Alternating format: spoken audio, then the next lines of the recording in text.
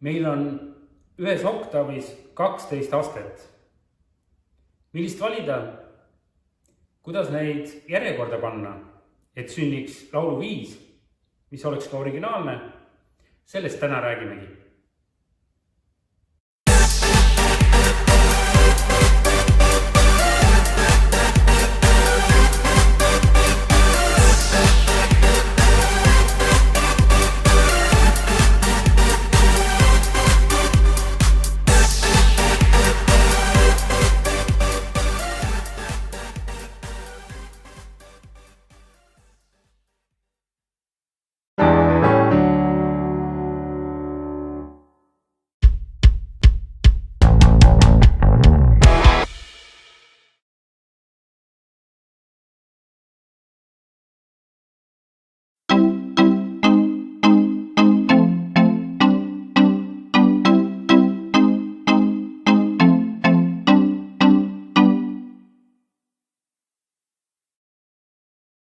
Peas komisema hakanud viisijupp tuleks kohe üles kirjutada või salvestada, sest see kaob mälust üllatavalt ruttu.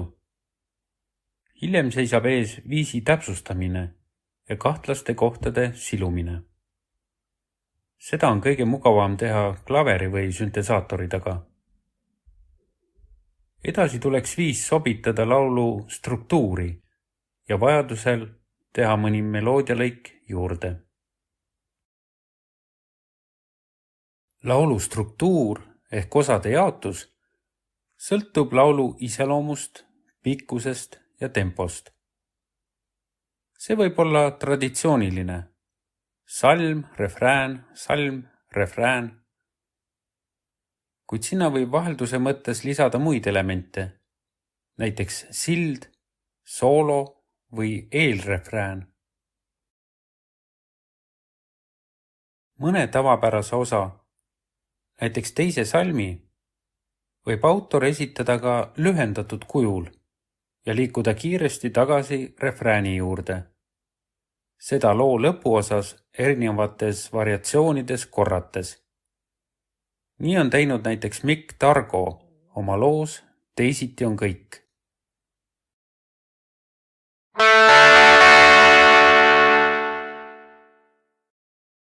Esialgset versiooni viisist võib klaveril mängida C-tuuris.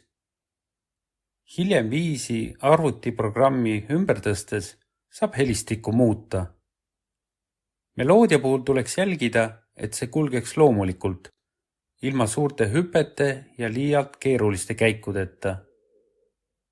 Meloodiat võiks üritada ise kaasa laulda, nii tulevad ebamugavad kohad paremini välja.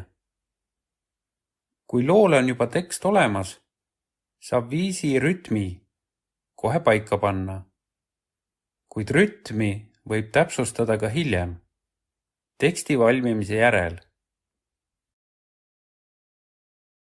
Laulu kirjutamisel on laialt levinud meetod, mis põhineb akordide järgnevusel.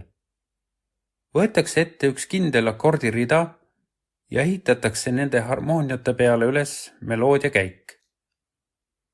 Mõned sellised järgnevused on laululoojate hulgas väga populaarsed, kuna nende põhjal on loodud mitmeid hittlugusid. Kord edu toonud retsepti üritatakse taas enda kasuks tööle panna. Allpool on toodud mõned enim kasutatud järgnevused. Esimest neist võib nimetada põhjaks klassikalisele 3 tuuri loole, mille näitelugusid on väga palju. Nimekirja viimane järgnevus aga on üks minu isiklikke lemmikuid. Seda kasutab ka F.R. David oma loos Words. Laulu helistiku valikul on mitmeid kriteeriume. Milline on laulja hääle tüüp, kui suur on tema hääle ulatus ja millise ulatusega on laul ise. Lõplik otsus tehakse koostöös laulja, ansambli või kooriga. Kasulik on orienteeruda ka oktaavides ja nende numeratsioonis. Kokkuleppeliselt on keskpunktiks võetud 4. oktavi C. Joonisel on näidatud, kust C4 noot erineva laiusega klaviatuuridel asub. Enda hääle jaoks sobivat helistikku otsides pole muud teed, kui kogu laul korra läbi laulda.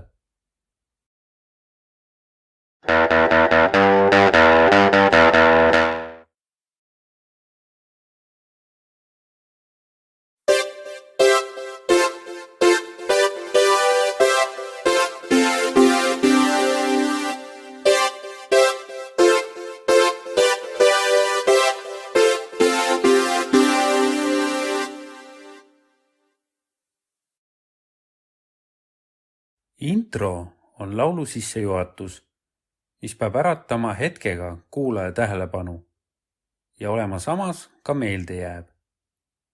Sageli tunneme me laulu ära just intro järgi. See on otse kui loo visiitkaart.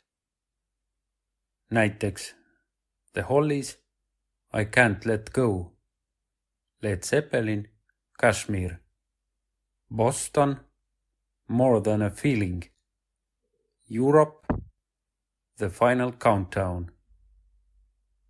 Mõnel juhul tehakse loole ka eraldi väljajuhatus ehk outro, milleks võib olla ka intro või soolo kordus.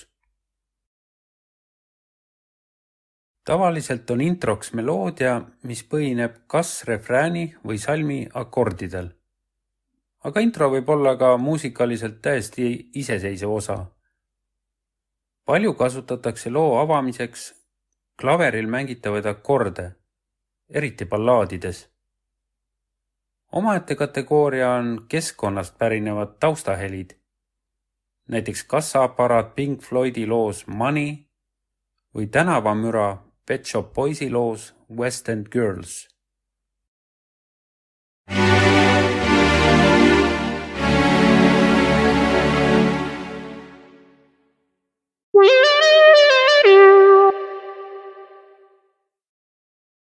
Lisaks kasutatakse lugudes erinevaid soolosid, mida tavaliselt esitavad instrumentalistid. Soolokitarristid, klahv- ja puhkpillimängijad või trummarid. Soolo ülesanne on tuua loosse sära, vaheldust ja anda vokalistile hingetõmbe aega.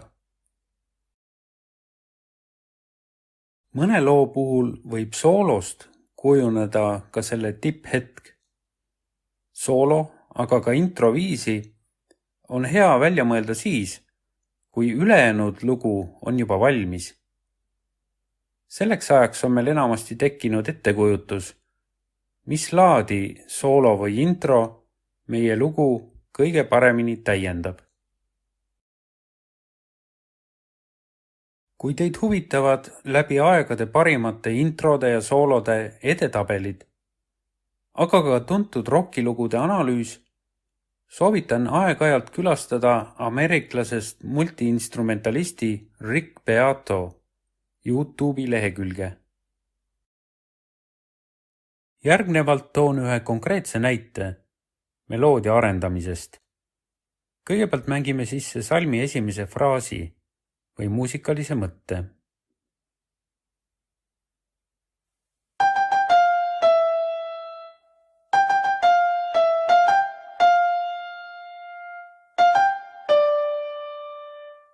Seejärel kordame sama fraasi, kuid lõpetame selle veidi kõrgemal noodil.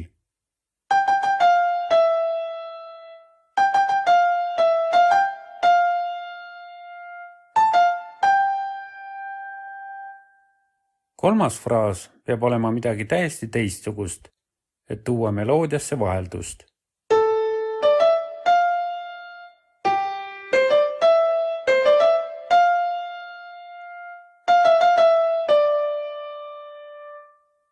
Järgneb pisut kõrgemas registris refrään, mida kordame 2 korda.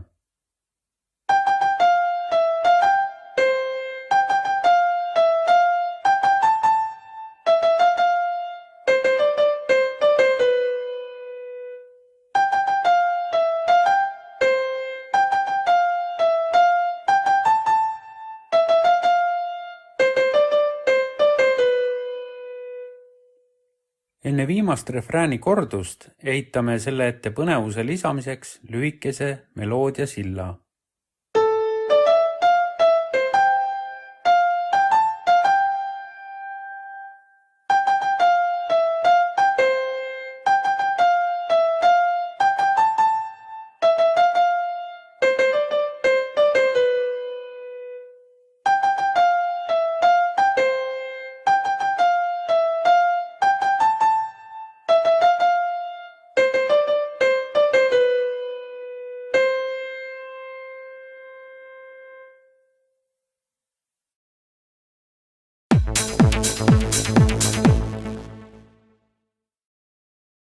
Kellegi teise meloodia, muusikalise motiivi või salvestise kasutamist ja esitlemist enda omana nimetatakse plagiaadiks.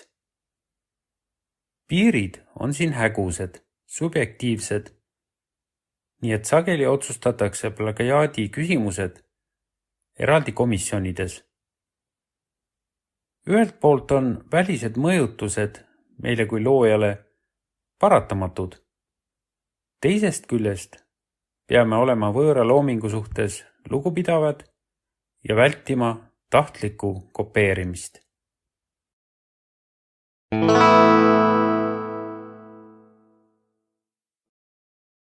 Millist muusikat peaks laululooja kuulama? Kindlat reeglit siin ei ole. Üks loogika ütleb, et eelkõige seda stiili, mida ta ise mängib või milles laule kirjutab. Kuid teise lähenemise kohaselt võiks kuulatavate žanrite valik olla võimalikult mitmekesine. Sest siis on muusikast saadavate inspiratsioonikillukeste hulk suurem. Muusikat võiks vahel kuulata ka teatud plaani või süsteemi järgi. Kas jälgida mõne üksiku instrumendi partiid ja teha kindlaks selle ülesehituse eripärad või jaotada lugu komponentideks, näiteks meloodiaks ja sõnadeks, ning analüüsida neid eraldi. Samuti tasub mõelda selle peale, mis on need pillid, mänguvõtted ja seaded, millega konkreetse laulu meeleolu on edasi antud.